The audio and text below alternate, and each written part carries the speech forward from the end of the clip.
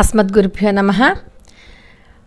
పరమాచార్య స్వామి వారి యొక్క అద్భుతమైనటువంటి లీలలు చెప్పుకోవడం మన పూర్వజన్మ సుకృతం.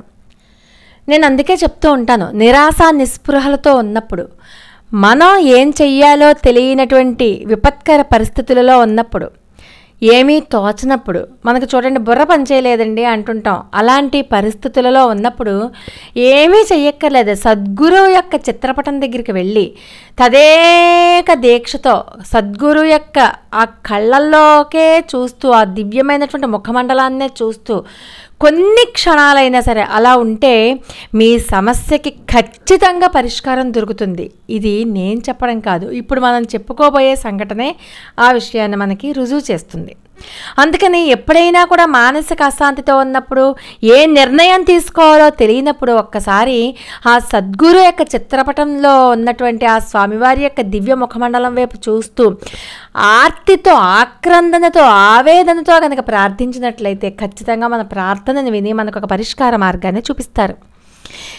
పరమాచార్య స్వామి దివ్యపాద పద్మాలకు నమస్కారం చేసుకుంటూ వీడియోలోకి వెళ్ళిపోదాం. రథయాత్రప్పుడు మరొక భక్తుడు తనకు జరిగినటువంటి సంఘటనను అక్కడున్న వారితో పంచుకుంటున్నాడు. ఈ సంఘటన వింటే పరమాచార్య స్వామి వారి యొక్క అపార కరుణ ఏంటో మనకి అర్థమవుతుంది. పేదరికం అతన్ని ఎన్నో కష్టాల పాలు చేసింది. అదే సంవత్సరంలో పరమాచార్య స్వామి వారు తిరుమంగళ గుడిలో మకాన్ చేస్తూ ఉన్నప్పుడు ఈ పేదవాడు కూడా రోజు పరమాచార్య స్వామి వారు ఎక్కడైతే మకాన్ చేశారో అక్కడికి వెళ్తూ ఉండేవాడు. ఇతనికి పరమాచార్య స్వామి వారు ఎవరని కానీ, పరమాచార్య స్వామి వారి యొక్క గొప్పతనం కానీ, పరమాచార్య స్వామి వారి గురించి ఏమీ తెలియదు. పోనీ పరమాచార్య స్వామి వారిపై ప్రత్యేకమైన భక్తి కూడా ఏం లేదు. కానీ ఎందుకు వెళ్తున్నాడు అక్కడికి అంటే, పేదరికం వల్ల రోజు కనీసం ఒక్క పూట కూడా భోజనం లేకపోవడంతో కేవలం ఉదర పోషణార్థం మాత్రమే అక్కడికి వెళ్ళేవాడు. అక్కడికి వెళ్తే కడుపు నిండుతుంది, కానీ పేదరికం పోతుందా? పోదు. ఆ పూటకైతే భోజనం దొరుకుతుంది.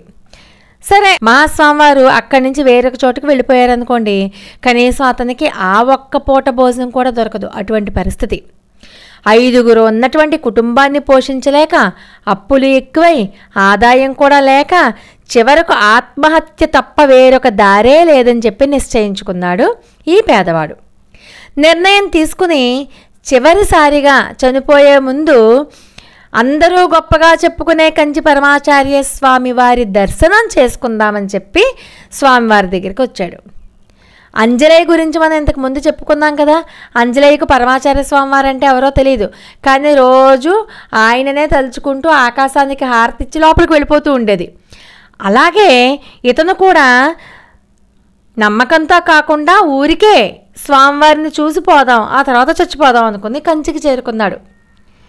ఏమీ మాట్లాడకుండా పరమాచార్య స్వామివారి ముందు నిలబడ్డాడు. అందరినీ చూస్తూ ఉండేటటువంటి ఆ కరుణాపూరితమైన చూపులతోనే స్వామివారు అతన్ని కూడా చూశారు. స్వామివారు ఎవరు? సర్వజ్ఞులు, నడిచే దేవుడు ఆయన, అప్పర శంకరులు కదా ఆయన. సర్వజ్ఞులైనటువంటి స్వామివారు అతన్ని ఒకే ఒక్క ప్రశ్న అడిగారు. ఏంటనుకుంటున్నారు అది? నీ తర్వాత కార్యక్రమం ఏంటయ్యా అని. ఇతనికి ఏం అర్థం కాలేదు. తను ఏం నిర్ణయం తీసుకుని నిలబడ్డాడు అక్కడ? జీవితం చివరిలో నిలబడి ఉన్నాడు. ఆ నిరుపేద ఏమని సమాధానం చెప్తాడు? తాను జీవితాన్ని చాలించాలనుకున్నాడు అని చెప్పే విషయం చెప్పగలరా?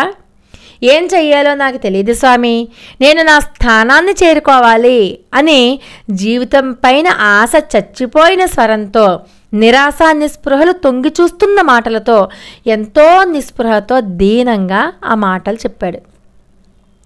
నేను నీకు బస్సుకు డబ్బులు ఇస్తాను, నువ్వు నేరుగా నీ ఊరికి వెళ్ళొద్దు, ఇక్కడి నుంచి సరాసరి మద్రాసు వెళ్ళిపో, అక్కడి నుంచి ప్యారిస్ కార్నర్లో బస్సు దిగి అక్కడి నుండి మీ ఊరికి బస్సులో వెళ్ళు అని ఆజ్ఞాపించారు స్వామివారు.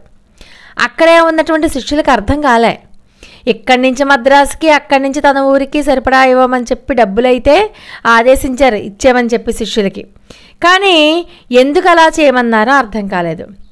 ఎందుకు ఈ స్వామి పడమరన ఉన్న పక్కనే ఉన్నటువంటి వేలూరుకు దగ్గరలో ఉన్న తన ఊరికి వెళ్ళడానికి బదులుగా తూర్పున ఉన్న మద్రాసుకు వెళ్ళి మళ్ళీ అక్కడి నుంచి ఊరికి ఎందుకు వెళ్ళమని చెప్తున్నారో ఇతనికి అంతకన్నా అర్థం కాలేదు. కానీ మహాస్వామివారు చెప్పారు కదా, అందుకని చెప్పి ఆ ఆదేశాన్ని పాటించాడు. చెన్నైలో ప్యారిస్ కార్నర్లో దిగాడు. మహాస్వామి గారు చెప్పినట్టుగానే తన ఊరికి వెళ్ళే బస్సు కోసం వెతుకుతూ ఉన్నాడు. అప్పుడు సరిగ్గా భగవంతుడే పంపాడా అన్నట్టుగా అప్పుడే అక్కడికి ఒక వ్యక్తి వచ్చాడు. అతడు ఎవరో కాదు, ఇతని స్నేహితుడే. చాలా కాలం తర్వాత ఇతన్ని చూడడంతో చాలా సంతోషపడిపోయాడు. దగ్గరలో ఉన్న హోటల్కి తీసుకెళ్ళాడు. కడుపు నిండా అన్నం పెట్టించాడు. చాలా ఆకలిగా ఉన్నాడేమో, సంతోషంగా తినేశాడు. తన గురించి తన కుటుంబం గురించి స్నేహితుడు అడిగితే ఇంకా తట్టుకోలేక ఏడుస్తూ తన గోడంతా వెళ్ళబోసుకున్నాడు స్నేహితుడి దగ్గర ఈ నిరుపేదవాడు. మరి ఎవరో అతను సాక్షాత్తు పరమేశ్వరుడు, పరమేశ్వరుడు పంపినటువంటి స్నేహితుడు కదా, సాక్షాత్తు నడిచే దైవం పంపినటువంటి స్నేహితుడు కదా. మరి అతన్ని ఓదార్చి మంచి మాటలతో అనునయించాడు.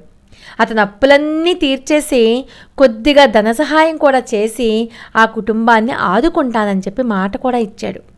అంతటి దీనస్థితి నుంచి స్నేహితుని సహాయం వల్ల బయటపడి ఉద్యోగం కూడా పొంది 25 ఏళ్ల తర్వాత కుమార్తె వివాహం కూడా చేశాడు. పరమాచార్య స్వామివారు ఇప్పుడు రథయాత్రలో శిలారూపంలో వచ్చారు. అంటే పరమాచార్య స్వామివారు దేహంతో ఉన్నప్పుడు జరిగినటువంటి ఆ సంఘటనని ఇతడు పరమాచార్య స్వామివారు దేహం భౌతికంగా లేకపోయినా ఆయన యొక్క దివ్యమైనటువంటి మూర్తి శిలారూపంలో రథయాత్రతో తిరుగుతూ ఉంటే ఆ రథయాత్రలో ఉన్నటువంటి స్వామివారి యొక్క శిలారూపాన్ని చూసుకుంటూ కృతజ్ఞతతో కళ్ళనీరు కారుస్తూ తన కథ అంతా కూడా అక్కడ ఉన్నవారికి చెప్పాడనమాట.